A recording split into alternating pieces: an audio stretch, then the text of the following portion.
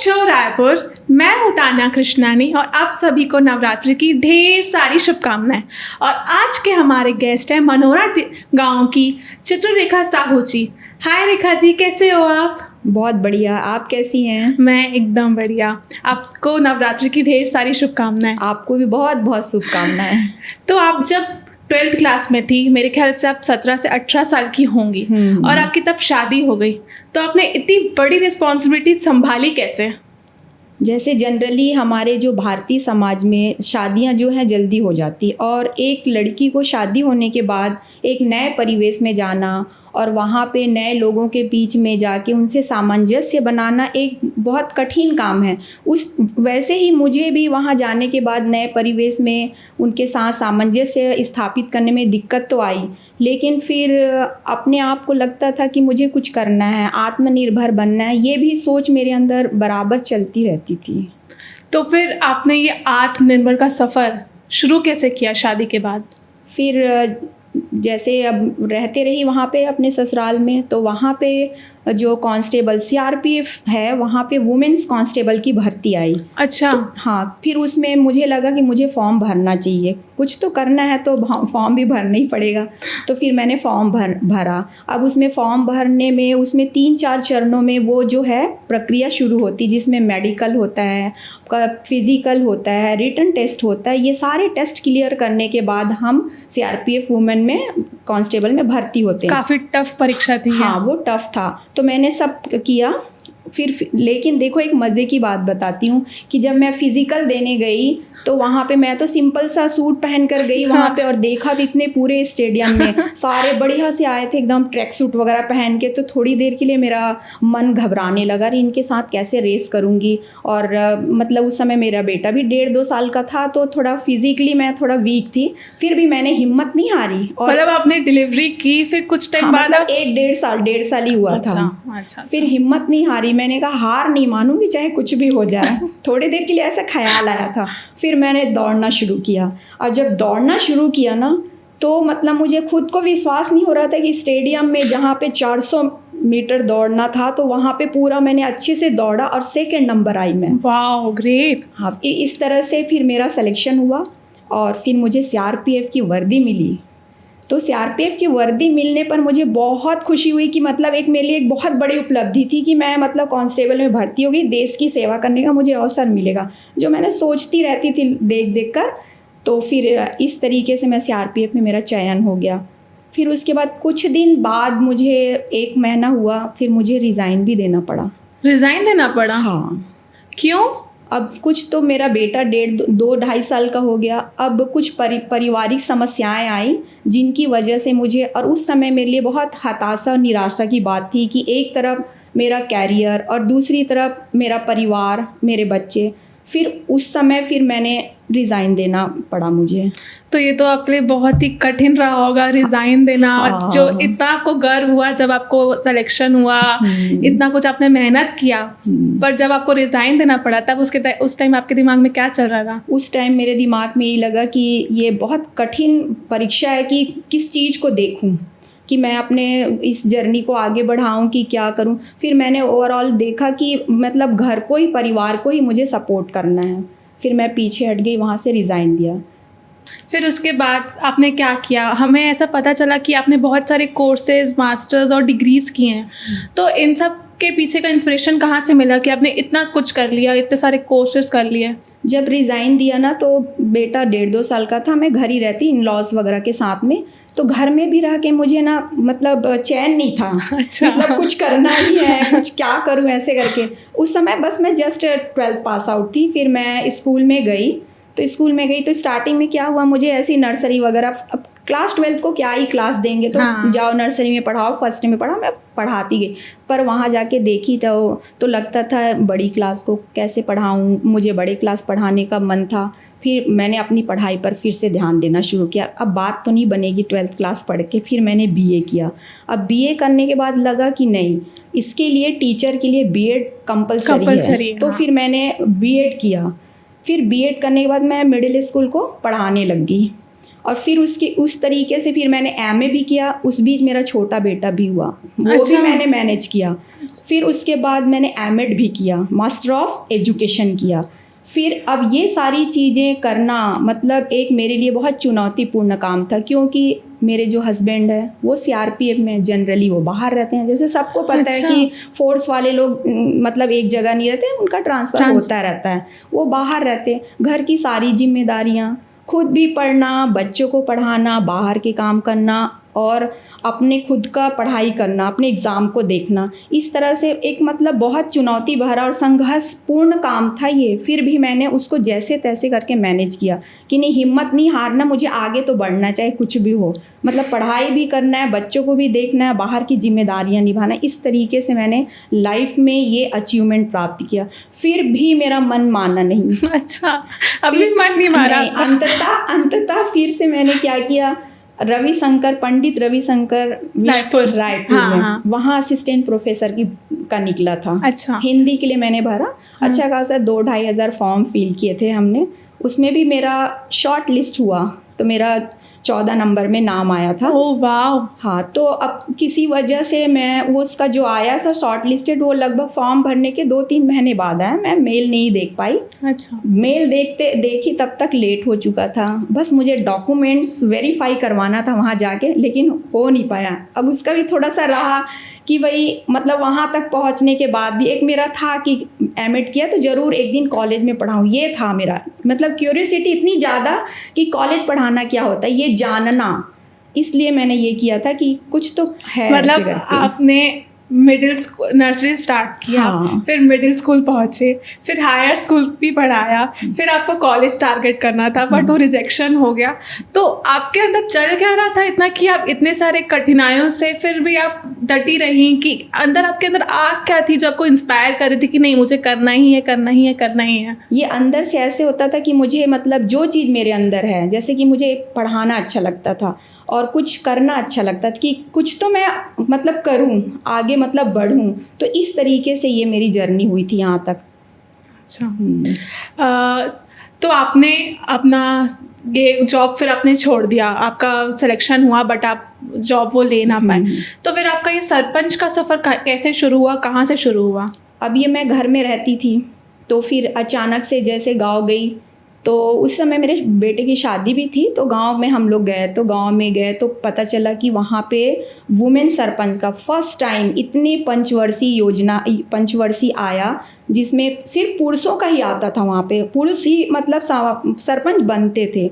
अब महिला का आया, तो फिर मैंने सोचा कि आया है तो फिर एक बार ट्राई करना चाहिए। ये कौन से साल में हुआ? ये अभी हुआ है, 6 महीने हुआ। अच्छा। तो महिला का आया तो फिर मैं फॉर्म भरी, और ये जो प्रेरित हुई, मैं पहले देखा करती थी जो हमारे स्वर्गीय स्वराज जी हैं, सुषमा स्वराज जी, उनको, स्मृति ईरानी को खाली समय में वीडियो देखा करती थी। अच्छा। तो लगता था कि मतलब इतनी महिलाएं सशक्त हैं और इतनी अच्छी पॉलिटिशियन हैं, ये मतलब किस तरीके से काम को करती हैं। तो कहीं ना कहीं हमें भी मतलब इस तरीके से मौका मिले कुछ समाज के लिए करने का, तो करना चाहिए। तो फिर मैंने फॉर्म भरा सरपंच का। आपने फॉर्म भरा सरपंच का। आपने बोला कि रेखा जी और स्मृति जी, इन सब से आपको इंस्पिरेशन मिलती है, तो आपको कभी वो नीना गुप्ता पंचायत सीरीज से कुछ इंस्पिरेशन नहीं मिली? उनको भी देखा है, बहुत उनको भी देखा है वो सारी चीज़ों को।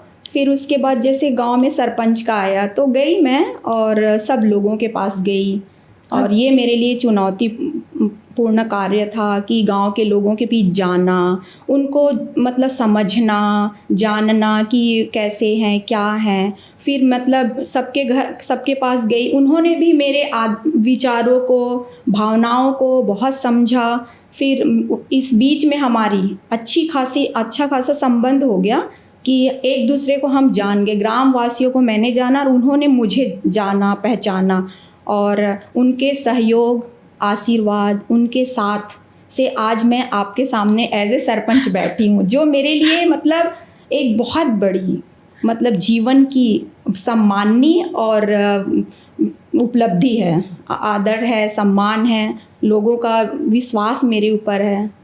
बहुत बहुत बढ़िया। अगर मैं बोलूँ कि आपकी ज़िंदगी का सबसे कठिन परीक्षा पूरे लाइफ में अभी तक का, तो वो क्या रहा होगा? कि जहाँ पे आप इतना इंस्पायर्ड हो, इतने आग से भरे हो कि मुझे अपने आप को प्रूव करना है या मुझे कुछ करना है अपनी ज़िंदगी में, तो कभी ऐसा हुआ कि नहीं आप टूट गए, आपने हार मान ली? नहीं, हार तो नहीं मानी। मेरे साथ पहले भी वो बताई सीआरपीएफ में वुमेन भर्ती को लेके, वहाँ पे भी मैंने हार नहीं माना। और एजुकेशन जो मैं सिर्फ 12th पास आउट थी, वो कहाँ मैंने एमएड किया पूरे 7-8 साल। उस बीच मैंने कंपटीशन भी कई किए जिसमें टीचर एबिलिटी टेस्ट दोनों क्लियर किया मैंने। इस तरीके से नेट भी किया, लेकिन उसमें मेरा चलो नहीं, कुछ वजह से एग्ज़ाम वगैरह नहीं दे पाई थी, लेकिन ये सब कुछ किया, लेकिन हार नहीं मानी। वो सफ़र मैंने 7-8 साल का एजुकेशन वाला किया। फिर सरपंच बनने में भी बहुत चुनौती आई, उसको भी मैंने पूरा किया और हार नहीं मानी। हार नहीं मानना, हौसला रखना, ये मेरे अंदर से आता है। अच्छा तो आते हैं हम मनोरा के डेवलपमेंट के चर्चे पे।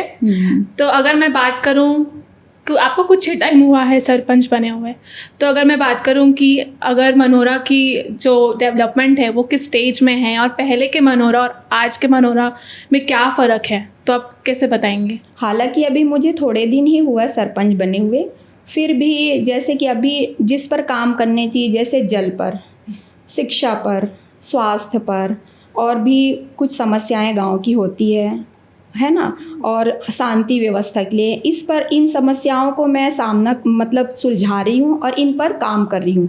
अभी हमारा जो पीएम आवास योजना है, उसके तहत जो सरकारी योजना है, उसके तहत मेरे गांव वासियों को बहुत ज़्यादा फ़ायदा है कि उनका भी आवास योजना के तहत उनके घर बनने जा रहे हैं और वो सरकारी योजनाओं से वो लाभान्वित है।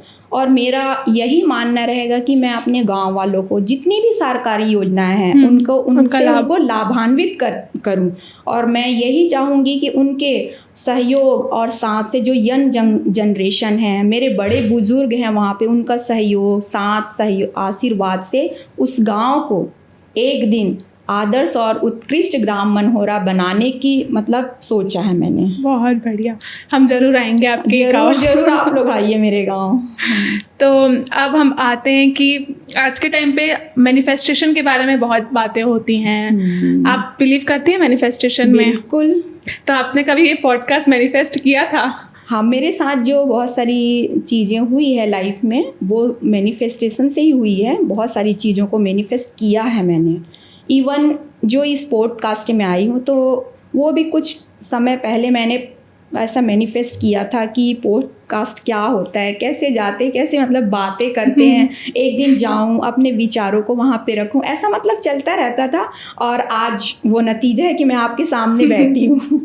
तो ये चीज़ें हैं। और बहुत लोगों का ऐसा सोचना होता है कि भाई मैनिफेस्टेशन तो होता नहीं है, ऐसे सोचते हैं काफ़ी सारे लोग। तो ये हमारे अच्छे सकारात्मक सोच, आध्यात्मिक विचार और जो हमारे अच्छे कर्म हैं, इन 3-4 चीज़ों का इसमें होना अत्यंत ज़रूरी है, बहुत ज़रूरी है, तभी ये सारी चीज़ें मैनिफेस्ट होती हैं। आज के टाइम पे हर कोई मैनिफेस्ट कर रहा है, हर कोई चाहता है कि हम ये मैनिफेस्ट करें और ये हो जाए। बट मुझे ऐसा लगता है कि उसके लिए कोई हार्ड वर्क नहीं कर रहा है। मैनिफेस्ट तो सब कर रहे हैं, पर उसके लिए हार्ड वर्क भी करना पड़ेगा। तो मैं आपकी बातों से बिल्कुल सहमत करती हूँ कि आपने मैनिफेस्ट किया है, बट आपने बहुत मेहनत की, आपने अपने आप से लड़ा है, इतनी सारी ज़िंदगी की चुनौतियों से लड़ा है। तो अगर आज की जनरेशन जैसे मैं, अगर आपको कुछ एडवाइस देना हो आज की यंग गर्ल्स को, आज की वुमेन्स को, फीमेल्स को, तो आप क्या एडवाइस दोगे?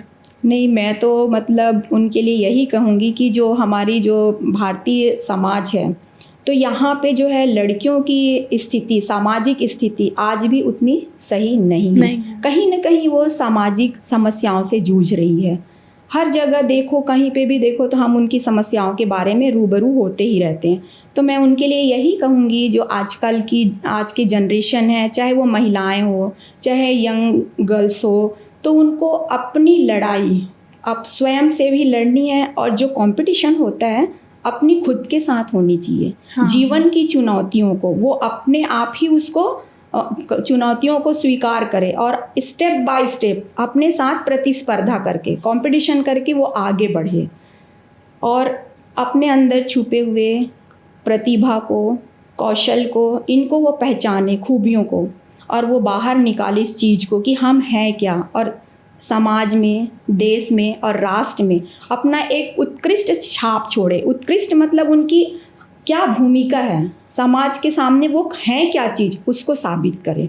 और ये तभी संभव है जब वो अपनी लड़ाई खुद से लड़ेंगी और अपनी चुनौतियों को स्वीकार करेंगी। समस्याएं आती रहेंगी, जाती रहेंगी, लेकिन समस्याओं से डरना नहीं है, उससे ओवरकम होना है, तब हमें सफलता एक दिन ज़रूर मिलती है। और मैं यही संदेश देना चाहूँगी और इस पर एक पंक्ति भी कहूँगी। जी जी बिल्कुल। कि हार नहीं मानना है जिंदगी से, तू नारी है, तू शक्ति है, जमाना क्या कहती है कहने दो, हार नहीं मानना है, हौसला अपनी बुलंद रखनी है। अरे वाह, बहुत बहुत अच्छा लगा।